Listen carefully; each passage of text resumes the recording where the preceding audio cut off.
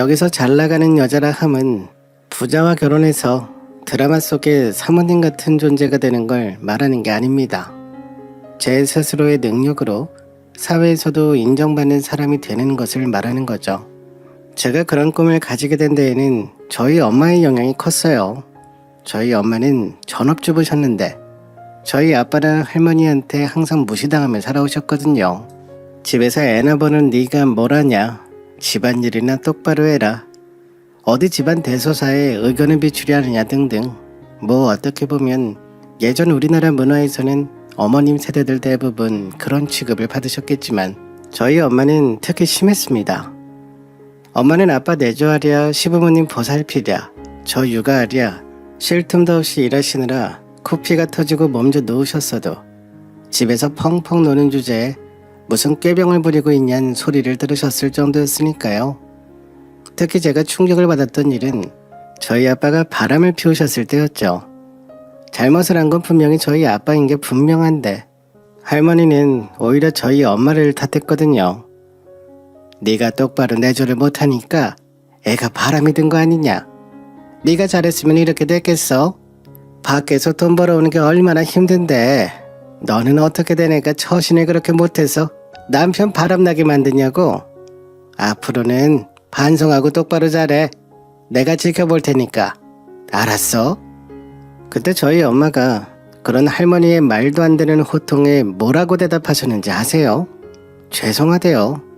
정말 죽을 죄를 지었다고 자기가 정말 잘할 테니 한 번만 용서해달라고 싹싹 빌었습니다. 할머니는 물론 아빠한테까지 말이죠. 그 모습을 보는데 정말 마음이 아팠습니다. 그런 부조리한 상황에서도 잘못을 비는 건 엄마의 자존감이 정말 바닥까지 떨어졌기 때문일 테니까요. 할머니와 아빠가 그렇게 엄마를 사람 취급 안 하듯 무시했었던 탓에 말이죠. 그때의 일은 제가 초등학교일 때였음에도 불구하고 머리에 강하게 남아서 저는 죽어도 전업주부는 되지 않겠다, 반드시 성공을 하겠다고 다짐하며 정말 죽어라 공부를 열심히 했습니다. 놀고 싶을 때면 언제나 엄마의 비참한 모습을 떠올리면서 마음을 다잡곤 했었죠. 뭐 그러다 보니 당연하게도 전 공부를 잘했습니다. 아마 누구도 저보다 필사적으로 공부하는 아이는 없었을 거예요. 그리고 그렇게 공부를 열심히 했던 덕분에 전 우리나라에서 제일 잘 나간다는 공대에 입학했고 졸업한 후에는 우리나라 굴지의 IT 기업에 들어갈 수 있었습니다. 하지만 거기서 전 만족하지 않았습니다. 그것만으로는 제 목표가 달성되는 게 아니니까요. 전 회사에서 인정을 받고 승진을 계속해서 언젠가는 임원이 되고 싶었습니다. 그러기 위해서는 결혼 같은 사사로운 건 포기할 생각도 하면서 말이죠. 아무래도 우리나라에선 임신을 하면 경력 단절이 되기 십상이잖아요. 그런데 그런 목표를 가지고 전진하던 저를 멈추게 하는 일이 두 개 생기고 말았습니다. 하나는 제가 유일하게 마음을 주던 저희 엄마가 돌아가신 일이었고, 다른 하나는 지금의 남편을 만나게 된 일이었죠. 정확히 말하자면 엄마가 돌아가시면서 외로워지다 보니 남편과 사랑을 하게 됐다고 해야 할까요? 남편은 저희 회사에 들어온 신입사원이었습니다.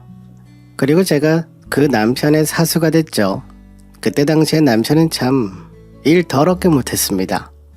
허구한 날 실수투성이에 사람 자체가 어리 빠져있는 느낌이라고 해야 할까요?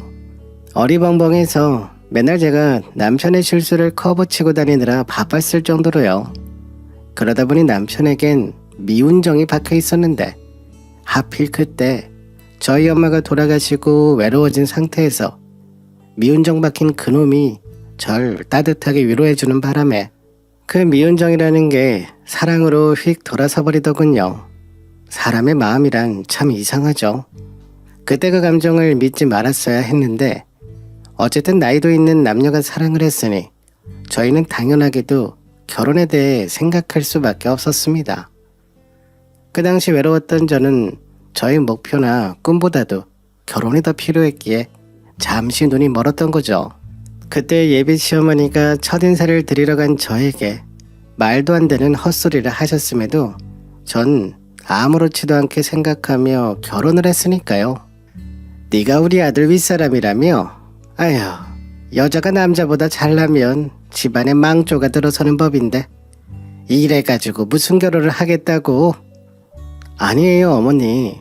비록 제가 지금은 직급이 위에 있지만 나중에는 분명 역전이 되겠죠. 저 그렇게 잘난 사람 아니니까 걱정하지 않으셔도 돼요. 승진 씨가 능력이 워낙 뛰어나서 회사에서도 엄청 인정받거든요. 뭐 그렇긴 하지.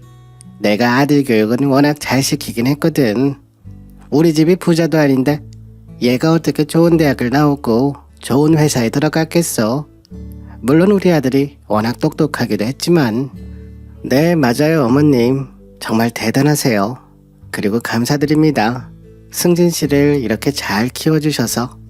그래, 뭐 그래도 예의는 있구나. 그런데 그럼 나중에 애도 생기고 하면 당연히 직장은 그만두겠지. 아니, 우리 아들이 그렇게 돈을 잘 벌어오는데 네가 계속 일할 필요는 없잖아. 가뜩이나 우리 딸이 지금 벌써 아기가 둘이라 육아 도와줄 사람도 필요한데 안 그러냐? 네? 그건 나중에 상황 봐서 필요에 따라 정해질 것 같아요. 아직 그거에 대해서는 생각해 본 적이 없어서. 생각을 하고 말고 할 게 뭐가 있어. 그냥 자연스럽게 그렇게 되는 거지. 어차피 너도 우리 아들한테 밀려나게 될 텐데 그런 모양새도 안 좋잖아. 그러기 전에 알아서 그만둘 생각하려무나. 지금 생각해봐도 피가 거꾸로 솟는 것 같네요. 그때 전 왜 그리 멍청하게도 아무 말도 못하고 그냥 웃어 넘겼던 건지. 그걸 넘어 회사에서 항상 갈굼이나 받던 남편을 저렇게 띄워줘야 했으니 아휴, 저 스스로 생각해도 제가 한심합니다. 어쨌든 그런 저의 노력 덕분에 결혼은 무사히 진행이 되었는데 결혼식이 끝나고 신혼집에 들어가 집안일을 저 혼자 하기 시작하자 그제야 정신이 차려지더군요. 밖에서 일하는 건 똑같은데 왜 내가 집안일을 해야 하지? 라는 생각과 함께 앞치마를 두른 저의 모습이 저희 엄마의 모습과 겹쳐 보이기 시작하는 거였어요. 전 그때부터 남편에게 집안일은 반반으로 해야 한다. 나중에 애를 낳아도 마찬가지일 것이며 나는 절대 회사를 그만두지 않을 것이다. 이혼당하고 싶지 않으면 똑바로 하라고 경고했습니다. 제가 무섭게 무게를 잡고 말하자 그때 저희 남편 부하 직원으로서의 기억이 몸에 박혀 있었던 건지 몸을 떨며 알겠다고 하더군요. 직장 상사였을 땐 맨날 실수하는 남편을 제가 자주 혼냈었으니 그 기억이 아마 되살아났던 것 같아요. 아니면 뭐 사실 회사로 출근한 이후에는 제가 갑이었으니 두려웠던 걸지도 모르죠. 하지만 그렇게 남편을 굴복시켰으나 문제는 시어머님이었습니다.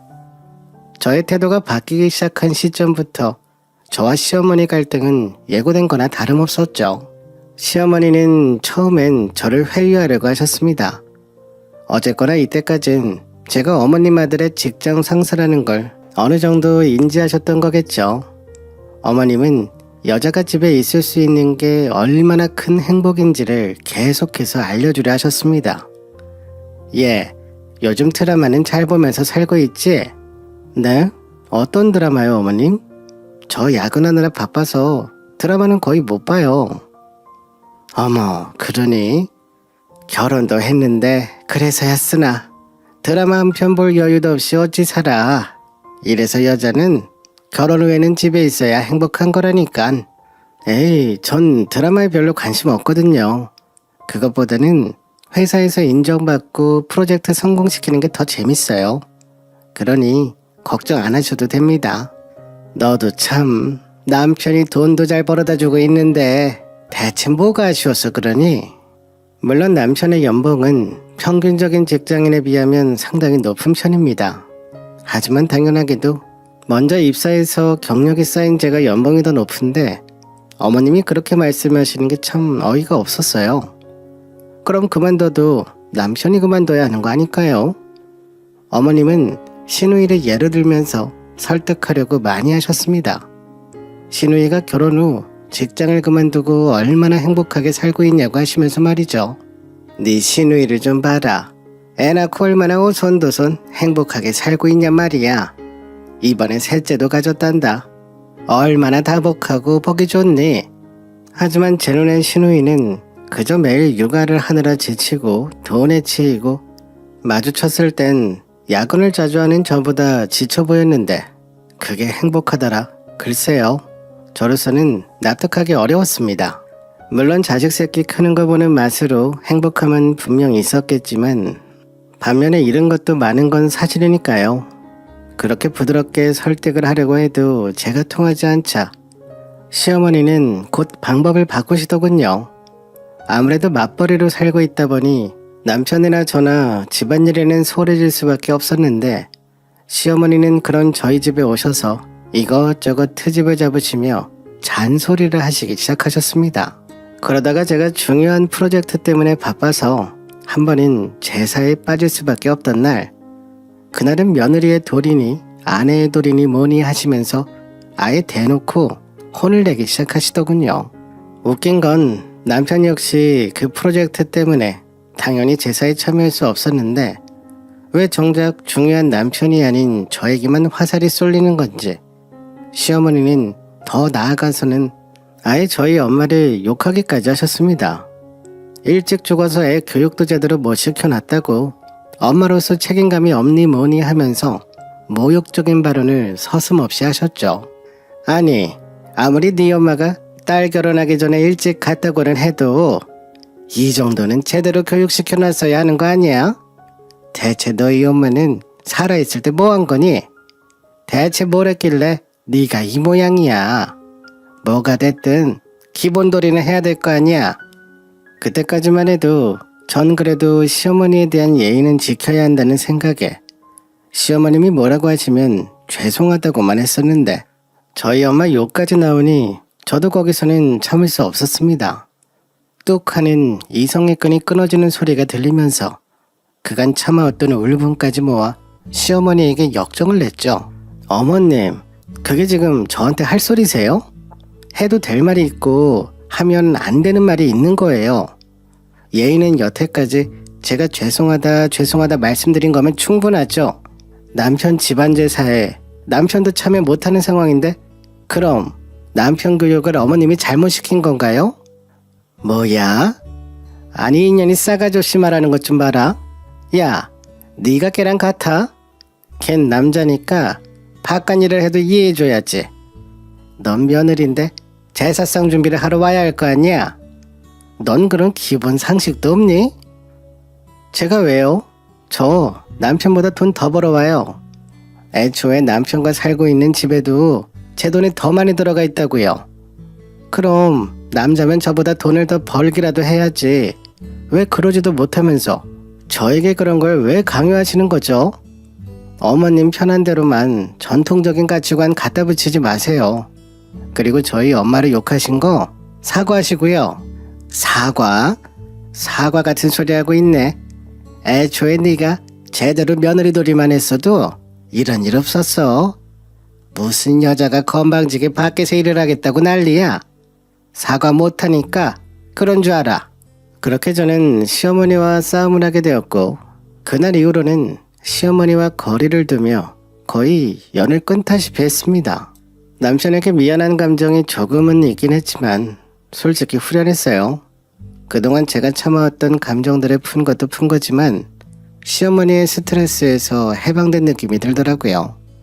그래서였을까요? 스트레스를 주는 곳이 없으니 저희 부부는 금술이 좋아졌고 어느덧 소중한 생명이 저희를 찾아왔습니다. 제가 임신을 하게 된 거죠. 사실 결혼을 하면서 임신한 이후에 대한 계획도 어느 정도 생각을 했었기 때문에 크게 걱정은 안 했습니다.